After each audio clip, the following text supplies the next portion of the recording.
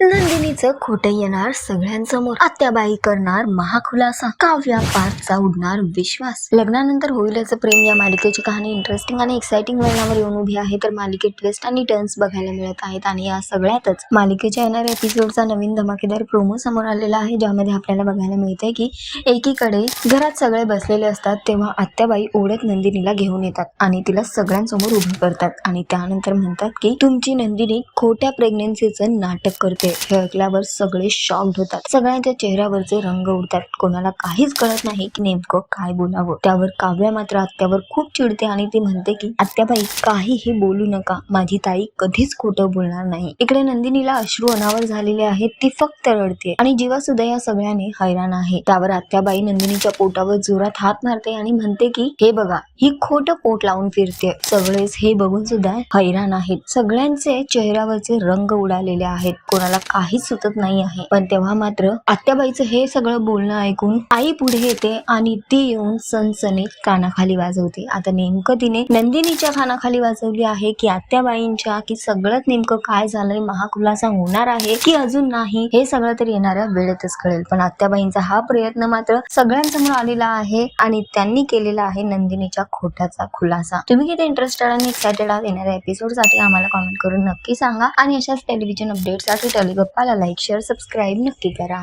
नमस्कार.